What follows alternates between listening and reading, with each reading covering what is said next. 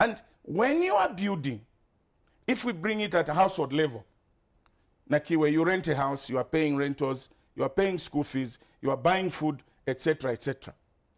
If when you are paying rent, you are eating a chicken every day, then you and your husband decide that no, instead of us paying rent, let us invest in our own house. Let us build our own house. What is going to happen is that your life will not be as normal as it used to be before you started building the house. What do I mean?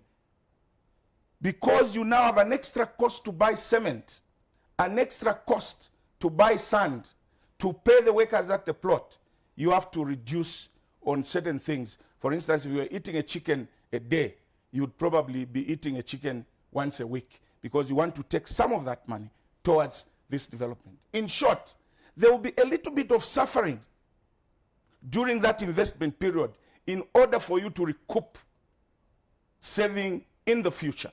Because once you finish building the house, now all that money you were paying rent, you will not be paying rent for.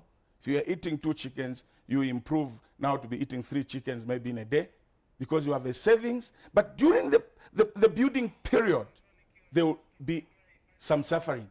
This is exactly what is happening in Zambia today. Because of the massive infrastructure development, people of Zambia may not be enjoying certain things that they should be enjoying. Meaning, therefore, that there will be a little bit of suffering because of that investment. But once that investment is completed, like now, most of the infrastructure has been built. For instance, the Link Zambia 8000, about 3,000 kilometers of roads has been built. Look at the township roads. Chingola, one of the issues that the people in Chingola were crying for were that the roads were very bad.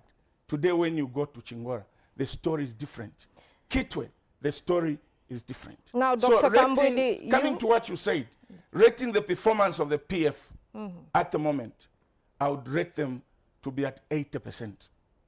You've spoken very well about infrastructure development, but there are sentiments out there from certain sections of society, the opposition, for instance, who argue that there is a high cost of essential commodities. Are they justified?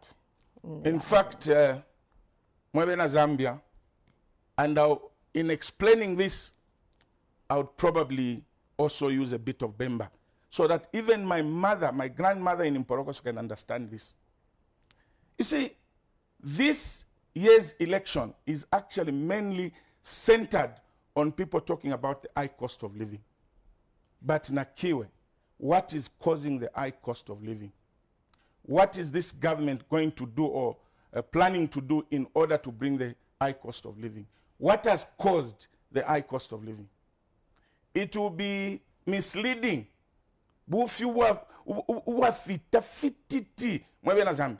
for anybody to say the PF government has brought this problem of high cost of living. Nangula va PF wevaletele mitengo yafi yakulihuya pamuru. It is not correct. And I will justify. I have a write-up here, Nakiwe, by the UN, the United Nations, where they're saying global food costs surge to decade high as drought patches crops.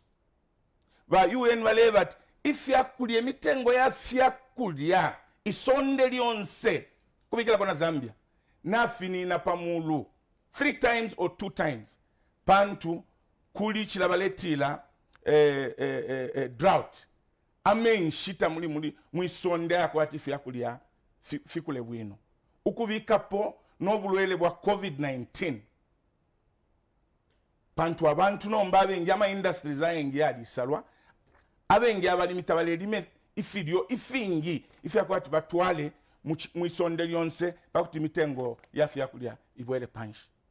And the UN is saying that global food prices have extended their rally to the highest in almost a decade, heightening concerns over Beijing grocery bills at a time when economies are struggling to overcome the COVID-19.